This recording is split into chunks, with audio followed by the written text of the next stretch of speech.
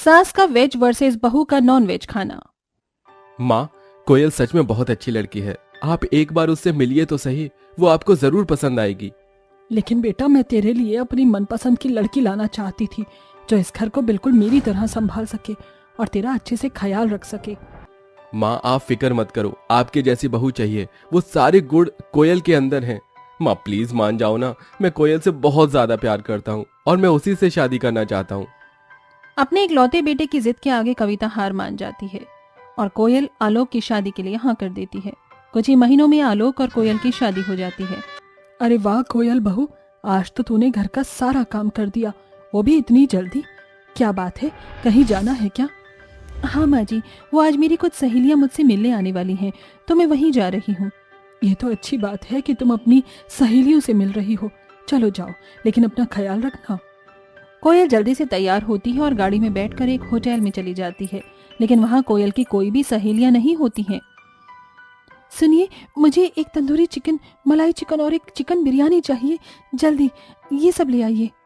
कोमल जल्दी से ये सब ऑर्डर करती है और खाने के आते ही कोयल जल्दी से सारा का सारा नॉन वेज खा लेती है। असल में कोयल को नॉन वेज खाना बहुत पसंद था, लेकिन कोयल जानती थी कि उसकी सास उसे घर में नॉन वेज खाने नहीं देगी। इसीलिए कोयल अक्सर कोई ना कोई बहाना मारकर बाहर आकर नॉन वेज खाया करती थी। आज तो पूरा एक हफ्ता हो गया है और मैंने नॉन वेज नहीं खाया है।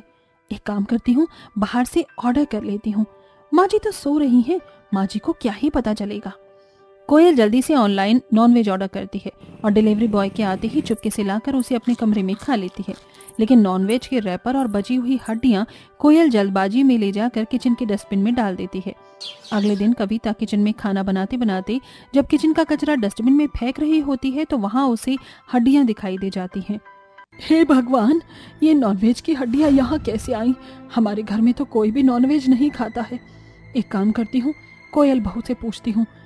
कोयल बहू, ओ कोयल बहू, इधर तो आना जरा। जी माँ जी, आई। जी बोलिए, क्या हुआ? हमारे घर में तो कोई भी नॉनवेज नहीं खाता है, तो ये हड्डियां इधर कैसे आई? पता नहीं माँ जी, कोई बिल्ली डाल गई होगी। आप छोड़िए, मैं नौकर से कहकर इसे साफ करवा दूंगी। इतना कहकर कोयल वहां से चली जाती है, लेकिन कविता को कोयल पर शक होता है, जिसके बाद अब कविता कोयल पर नजर रखना शुरू कर देती है।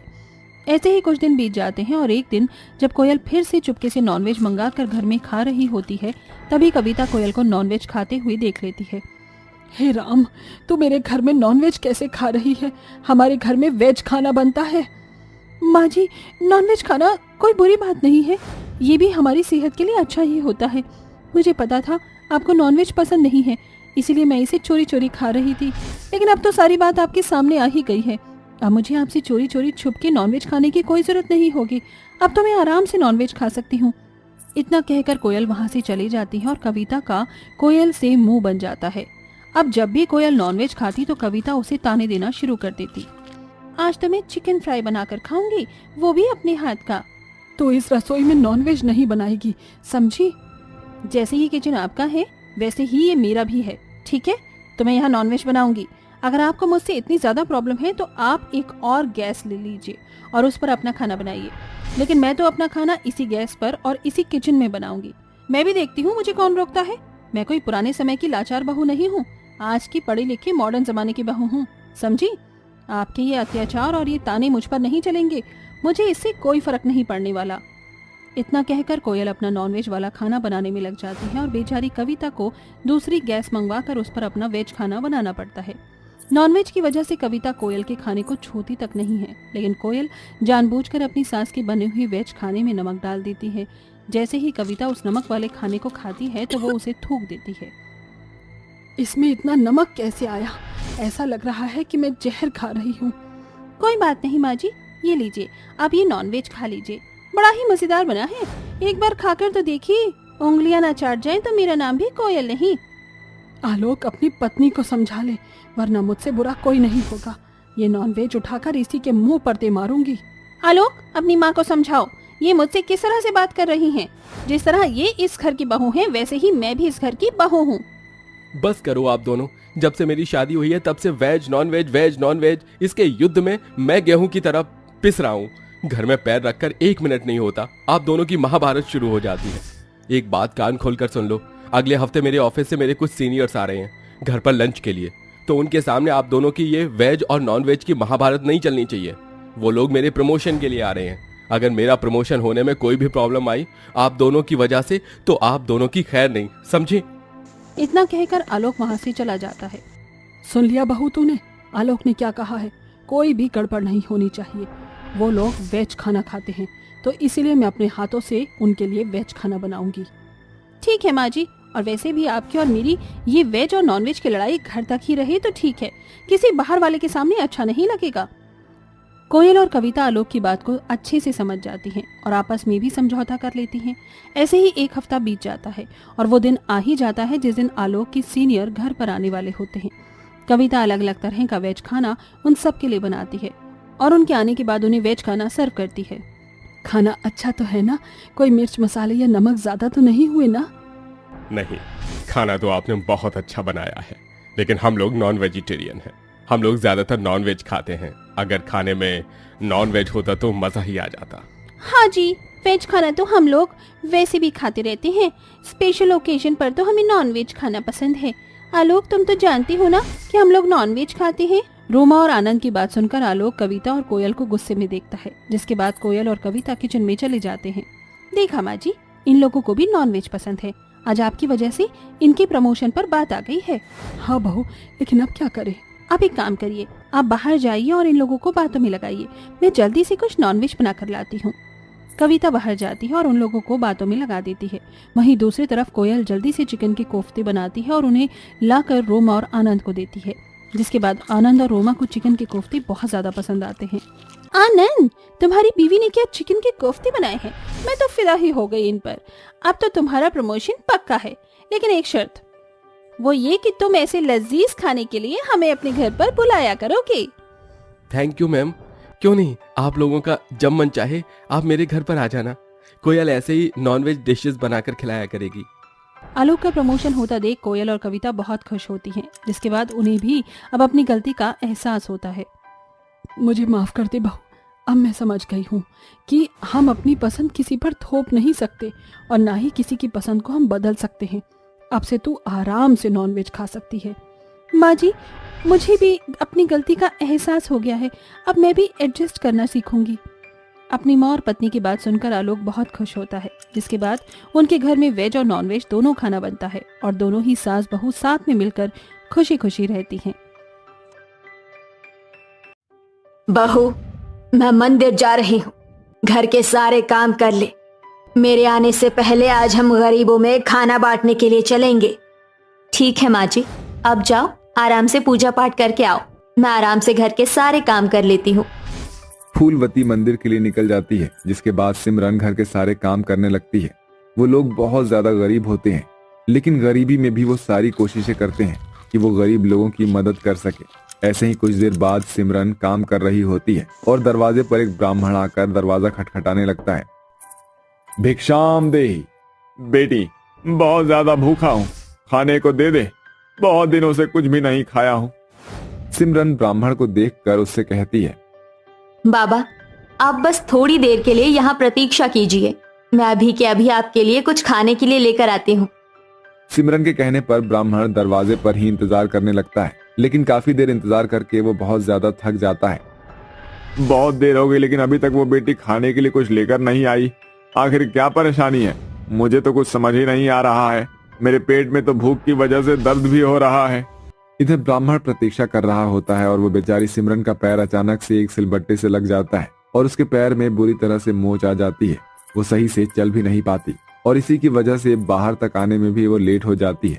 जैसे ही वो दरवाजे पर खाना लेकर आती है तो वो ब्राह्मण दरवाजे से वापस जा रहा होता है। उसे जाते हुए देखकर सिमरन उसे रोकने लगती है। अरे बाबा, आप कहाँ जा रहे हो? आपके लिए मैं खाना लेकर आई हूँ, ये लीजिए, पहले अपने पेट की भूख को शांत तो कर लीजिए। निर्दयी औरत, तुझे जरा सा भी तरस नहीं आया? मुझ भिखारी बूढ़े ब्राह्मण पर तूने जानबूझकर खाना लाने में देरी की, जिससे मैं यहाँ से भूखे पेट ही चला जा रहा हूँ। अरे भिक्षा नहीं देनी थी तो बोल देती, लेकिन इस प्रकार से मेरा अपमान करने की क्या जरूरत थी? क्षमा कीजिए, मैंने आपका कोई अपमान नहीं किया है, मैं तो बस आपके लिए खाना लेकर आई थी। वो तो अचानक से। बस करो, मुझे तुम्हारा कोई बहाना नहीं सुनना है। मैं सब जानता हूँ। तुम्हें मुझे खाना खिलाना ही नहीं था। जो भी तुमने मेरे साथ किया वो बहुत ज्यादा अपमानजनक था, जिसे मैं कभी भी भूल नहीं पाऊंगा। इसलिए मैं तुम्हें श्राप देता हूँ। तुम्हें कभी भी संतान की प्राप्ति नहीं होगी। जीवन भर तुम्हारी कोख सूनी रहेगी। ये सुनते ही बेचारी सिमरन की आंखों में से आंसू आ जाते हैं और वो रोते हुए ब्राह्मण से कहती है, आपने ऐसा क्यों किया? अपना श्राप वापस ले लीजिए। अभी मेरी शादी हुई है। अगर मेरी कोख सूनी रह गई तो मेरे ससुराल वाले मुझे घर से निकाल देंगे। इतना बड़ा अन्याय मेरे साथ मत कीजिए। इस सजा के लायक हो तुम, इसलिए तुम्हें तो ये सजा मिलनी ही थी। ऐसा कहकर ब्राह्मण वहां से चला जाता है, लेकिन बेचारी सिमरन रोती ही रह जाती है। कुछ देर बाद जब फूलवती मंदिर से आती है तो वो अपनी बहू सिमरन को रोते हुए देखकर उससे पूछती है, क्या हुआ बहू? तू इस प्रकार यहाँ चौखट पर बैठी हुई रो क्यों रही है? सिमरन रोते हुए अपनी सारी बातें अपनी सास को बताती है, जिसे सुनकर फूलवती भी हैरान हो जाती है। वहीं इस बात का पता सिमरन के पति को लगता है और वो अपनी पत्नी सिमरन से कहता है, तुम्हें परेशान होने की कोई जरूरत नहीं। वो शायद कोई पाखंडी बाबा होगा। उनका तो दिन भर का काम यही होता है। तुम अब आराम करो, सब ठीक हो जाएगा। अपने पति के समझाने के बाद सिमरन थोड़ी शांत हो जाती है। ऐसे ही धीरे धीरे समय बीतने लगता है और वो कुछ दिन कुछ साल में बीत जाते हैं, लेकिन 3 से 4 साल के बीच में सिमरन को कोई संतान नहीं होता, जिसके चलते वो डॉक्टर के पास भी चेकअप करवाती है। लेकिन डॉक्टर हर बार चेकअप करके सिर्फ एक ही बात कहते हैं, देखो आपकी रिपोर्ट तो क्लियर है, कोई भी परेशानी वाली बात नहीं है, लेकिन मुझे भी ये समझ नहीं आ रहा है कि आप गर्भवती क्यों नहीं हो पा रही हो। शायद ये कोई और परेशानी है। मैं इसके बारे में रिसर्च करूंगा और फिर आपको जरूर बताऊंगा। डॉक्टर भी काफी कोशिश करते हैं, लेकिन कोई रिजल्ट नहीं मिलता। अब वो सभी बहुत ज्यादा परेशान हो जाते हैं। वहीं दिन प्रतिदिन उनकी हालत भी और ज्यादा खराब होती जा रही थी। ऐसे ही गणेश चतुर्थी आ रही थी। एक दिन सिमरन की सहेली मुस्कान उससे मिलने के लिए उसके पास आती है। मैं जानती हूँ तू बहुत ज्यादा परेशान है और परेशान होना भी बनता है। मैं तो तुझे बस यही समझाने आई थी कि गणेश चतुर्थी आ रही है और गणपति बप्पा अपने भक्तों की बहुत जल्दी सुनते हैं। तू गणेश चतुर्थी के दिन व्रत रख, गणेश भगवान की स्थापना अपने घर में कर और उनकी पूजा पाठ कर, और गणेश चतुर्थी को उन्हें विसर्जन करने गंगा लेकर जाना। फिर देखना तुम्हारी सारी परेशानी खत्म हो जाएगी। मुस्कान की बात सुनने के बाद सिमरन पूरी श्रद्धा के साथ गणेश चतुर्थी पर गणपति बप्पा की मूर्ति लाकर उनकी स्थापना अपने घर पर ही करती है और सुबह शाम उनकी पूजा करती है और गरीबों को खाना खिलाती है। एक दिन वो मंदिर में जाकर 11 ब्राह्मण को भोजन करवाती है। उसके साथ उसकी सास और उसका पति भी जाता है। सिमरन खूब सारे पकवान बनाती है, ब्राह्मण और गरीबों को खिलाती है। दूधो नहाओ पूतो फलो और सदा सुहागन बनी रहो। ब्राह्मण की तरफ देखकर सिमरन रोते हुए उनसे कहती है, बाबा, पिछली बार आपने मुझे इतना बड़ा श्राप दे दिया था, जिसके चलते उस रात से मैं आज तक परेशान हूँ। आपने मेरी बात भी पूरी नहीं सुनी थी। उस दिन जो हुआ था आज आपको सुनना होगा। सिमरन उस दिन की पूरी घटना ब्राह्मण को बता देती है, जिसके चलते ब्राह्मण को अपनी गलती का एहसास होता है और वो सिमरन से कहता है, पुत्री क्षमा करना, मुझसे बहुत बड़ी भूल हो गई है। जो तुम्हें श्राप दिया था मैं उससे तुम्हें मुक्त तो नहीं कर सकता हूँ, लेकिन मैं तुम्हें आशीर्वाद देता हूँ कि अगले गणेश चतुर्थी तक तुम्हें एक स्वस्थ संतान पैदा होगा। वो एक अनोखा बालक होगा। वो साख भगवान गणेश की परछाई होगा। उसके पैदा होते ही तुम फिर से ब्राह्मणों को खाना खिलाना, जिसके चलते तुम्हारी जिंदगी में सब सही रहेगा। तथास्तु। ब्राह्मणों का आशीर्वाद लेकर सिमरन के मन में थोड़ी शांति आ जाती है, जिसके बाद वो अपने परिवार के साथ अपने घर आ जाती है। अगले 2 दिन में उसकी तबीयत ठीक नहीं रहती और वो डॉक्टर के पास आकर अपना चेकअप करवाती है।